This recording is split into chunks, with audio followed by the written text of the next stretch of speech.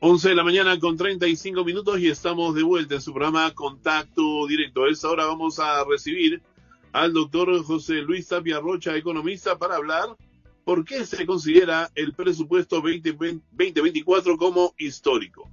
Doctor Tapia Rocha, tenga usted muy buenos días. Bienvenido a Contacto Directo. Muy buenos días, Adolfo, y a los amigos de Contacto Directo. Cuéntenos, por favor, por qué este presupuesto se considera histórico y cuál es la diferencia a el presupuesto, por ejemplo, del 2023, del año pasado. Mire, desde el punto de vista económico, histórico yo lo llamaría por haber incrementado en aproximadamente 12% el presupuesto del año 2024, cuando la economía solo va a crecer en 1 o 2%. Esa comparación entre 12 y 1 es lo que llama la atención. Eso es histórico desde el punto de vista económico. Pero lo que refiere el ministro Alex Contreras, cuando se refiere a que este presupuesto es histórico, es porque muchos de los porcentajes de los incrementos de ese presupuesto se está dirigiendo básicamente a 3 áreas: salud, educación y seguridad. Ahí vemos, por ejemplo, en el caso de la educación, cómo se ha incrementado fuertemente un programa de becas. 27% se destina a darle más oportunidades a las personas que quieren acceder a una educación, entre comillas, gratuita, que lo pagamos todos en el Estado. También en el ámbito de la seguridad alimentaria, destina como 7.000 millones de soles para el tema de la reducción de la anemia, con una buena nutrición para los niños. Entonces son presupuestos micro, donde se puede notar el trabajo, digamos, con mayor impacto, ¿no? Que estar haciendo grandes obras, que no se sabe para quiénes va a ser, cuando te lo puedes destinar, focalizar bien los gastos del Estado en estas áreas como la educación, como la salud, donde dice que van a incrementar en 300 millones para todos aquellos que no tienen seguro de salud en ese programa del Sistema Integral de Salud. Le va a destinar unos 300 millones ahí, ¿no? Entonces, ahí se nota pues que han hecho un buen trabajo, al menos en localizar, focalizar bien cuáles son las necesidades prioritarias de las personas, que usted sabe que es la seguridad, la economía y la fuente de empleo, ¿no? Que esas son las 3 que siempre salen en las encuestas. Ahora, durante todo el tiempo, o los últimos años, siempre hemos criticado el trabajo ineficiente de los gobiernos regionales. Hoy se dedica el 56% del presupuesto a gobiernos regionales y locales. Sabemos que mucha parte de este presupuesto se va en sueldos y pagos, pero se incrementa a los gobiernos regionales sabiendo que no tienen lamentablemente la capacidad para poder desarrollar un trabajo focalizado en beneficio de sus regiones. El problema estructural son los funcionarios públicos que no tienen capacidad de poder ejecutar esas obras. Como tú bien lo dices, el hecho de darle más dinero no va a significar que las cosas van a mejorar de manera inmediata. Lo que debe ir acompañado para lo que se quiere gastar más es mejorar las capacidades a través de cursos, seminarios que se le tiene que dar permanentemente a estas entidades de los gobiernos regionales que ya vamos a terminar el año y creo que están en apenas el 50%, el 51%. Entonces, ese dinero se va a volver a reembolsar al siguiente año y va a formar parte de seguramente el fondo de contingencia o algo así. Entonces, esa falta de capacidades es lo que hay que mejorar. Yo no creo mucho en eso de que vaya a mejorar de manera inmediata, porque como los temas de capacitación de esto del Sistema Nacional de Inversión Pública son complejos, alguien se va a tener que hacer cargo mientras tanto, ¿no? Entonces ahí es donde entra pues las consultorías famosas, le dan a terceros que lo hagan, entra la corrupción, ¿no? Que está ya por el 13%. Entonces, los gobiernos regionales van a seguir estando, como se dice, en la saga de lo que viene, porque el presupuesto se tiene que ejecutar rápidamente, ¿no? No hay que demorar mucho, porque hay fenómenos que ya se acercan y que debe ser de una vez hecho para que se pueda atravesar, por ejemplo, me refiero al cambio climático, al tema del fenómeno del Niño, ¿no? Que eso tiene que ser inmediato, ya estamos en enero, ya prácticamente, entonces, si no se hacen las construcciones desde ahora, nos vas a agarrar justo en el momento que empieza a llover y ya no va a servir de nada ese dinero para prevenir esos desastres. Y nosotros hoy, por ejemplo, tenemos una gran carencia, ¿no? Reconocida a nivel mundial, que es el tema de infraestructura, ¿no? Nosotros vivimos, tenemos una isla, o sea, es un país dividido en dos, ¿no? No podemos ir por carretera, por ejemplo, a Iquitos, ¿no? Que es un tema que debiera de solucionarse con una infraestructura adecuada, y el dinero lo hay para poder hacer un proyecto, por ejemplo, que nos lleve y nos traiga de Iquitos y poder anexar a muchas partes del Perú, no solamente Iquitos, a esta necesidad. A mí me preocupa también la parte en la cual el ministro habla sobre el tema de apoyo a programas sociales. Me preocupa porque esto me parece muy chavista, ¿no? Para decírselo claramente, ¿no? Voy a seguir repartiendo plata, no se preocupen, ¿no? En vez de generar trabajo, que es lo que realmente el país necesita. Yo no necesito que me den 100 soles por aquí, 200 soles por allá o 600 soles a fin de año, cuando que lo que necesito es que el país esté estable, esté creciendo y esté habilitado para las inversiones extranjeras, y esto poder generar más puestos de trabajo. Nosotros tenemos en el gremio una costumbre bastante notoria. Casi la mayoría de los economistas señalamos que lo que necesita la economía son parches, son medidas, y lo que tú has señalado, Adolfo, requiere más que eso.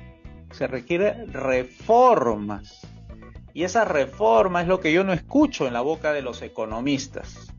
Entonces le dan información al gobierno para que tome medidas, y el gobierno lo que hace es remedar lo que ya le han dicho. Entonces no hay un ánimo de querer resolver las cosas de una vez, y eso se hace con reforma económica, reforma política, reforma educativa, en el tema de la salud y en el tema de las pensiones. Esas 5 reformas mínimas es lo que se debe incluir en el lenguaje, en la agenda pública, porque las medidas parche solamente tienen una duración de corto plazo, y las inversiones necesarias para que crezca la economía a tasas de 4, 5, 6% son inversiones grandes provenientes de diferentes partes del mundo, y para eso tienes que abrir los mercados. Los mercados aquí están muy cerrados a las regulaciones, a los altos impuestos, a los monopolios o los oligopolios que se forman porque dan leyes. Un ejemplo nada más: estuve hace poco en una reunión de la Sociedad Nacional de Industrias, ¿y qué hacían ahí? Estaban vendiéndole la idea a los congresistas que estaban almorzando ahí, que eran como 14, y uno de ellos era el presidente de la comisión que veía la ley, de la nueva Ley General de Industrias, que prácticamente era una copia a la ley parecida a la ley agroexportadora, donde se le hacen exenciones, o sea, que no se le cobre impuesto en los primeros años, y que van a definir cuáles son los sectores estratégicos dentro de lo que se llama la industria, ¿no? Entonces se veía ahí cómo le explicaban el presidente de la Sociedad Nacional de Industria a los congresistas en pleno almuerzo por qué deberían aprobar esta ley, ¿no?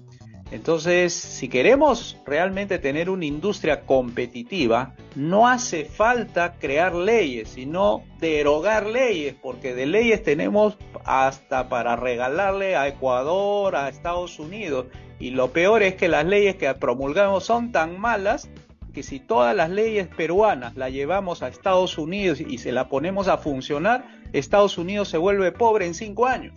O sea, las leyes en el Perú son malísimas. Exacto, ¿no? Y Y hay algo agregado a eso, el doctor Tapia Rocha, es que lamentablemente yo no veo, perdón, yo no veo una luz de solución con este presupuesto histórico. Hemos tenido 12% menos el año pasado, igual hemos tenido inseguridad, igual hemos tenido robo, igual hemos tenido corrupción, que es la madre del cordero. Lamentablemente, el poner 12% más incrementa muchas veces la corrupción, y eso es lo que termina haciendo, ¿no? Yo quisiera que todo lo que ha dicho el ministro se cumpla, que tengamos mejores hospitales, que tengamos más medicinas, que tengamos mejores escuelas, pero lamentablemente esto no se da. ¿Cómo poder hacer para que esto se regule, para que esto realmente sea exitoso y no estemos año a año aplaudiendo el hecho de que tengamos más dinero, pero que lo terminamos votando en corrupción? Y es que la noticia de la aprobación de este presupuesto de 241.000 millones, que en dólares más o menos 57.000 millones, no es la salida para lo que realmente necesitamos. Lo que necesitamos es inversión privada, y la inversión privada del total de lo que se invierte en el Perú representa el 80%. Y eso es lo que da empleo, trabajo, mejora. Pero esas inversiones privadas no van a venir cuando encuentran un país en el cual se están dividiendo el poder o se están peleando, ¿no?, entre la Presidente con la Fiscal de la Nación, o el Congreso con la Junta Nacional de Justicias, o que estén hablando sobre el 7 o partido hoy día, que quieren salir a marchar para pedir la renuncia de la Presidenta. Entonces, si tú no creas confianza empresarial, no vas a venir a pedirle a las grandes inversiones, las inversiones microeconómicas, que inviertan en un país que está en, como dicen, un campo de batalla, ¿no? Entonces, el mismo gabinete tiene que darse cuenta que ya dado un tiempo, un año, no ha podido lograr mejorar los indicadores económicos. Más aún el señor Contreras será consciente de eso, que lo que se necesita es un cambio de gabinete, pero que venga con un proyecto de país, no es cambio de caras. Lo que se necesita son cambios profundos en la economía para restablecer la confianza, y así vengan las inversiones que son las creadoras de empleo, de ingresos y las mejoras en el bienestar de las personas. Entonces tiene que venir un nuevo gabinete con reformas de fondo, las que he mencionado, reformas liberales. Pero ¿sabrá realmente de esto Contreras? No quiero ser sarcástico, pero cuando usted acá nos dijo 2 meses antes de que estábamos en recesión, el señor Contreras lo negó, y recién después de 2 meses, es decir, hace 3 semanas, si no me equivoco, aceptó que estábamos en recesión. Entonces, de repente el señor Contreras le llega la información muy mala, pues, ¿no? Hay que revisar el Wi-Fi, creo que no le están entrando los datos. Y es que el señor Contreras, como yo lo veo, debe tener un carácter bastante optimista y debe ser un poco risueño para que haya postergado esta recesión y hacerla oficial, ¿no? Yo creo que ha confiado mucho en sus fuerzas, en su optimismo, cuando la realidad ya le decía otra cosa.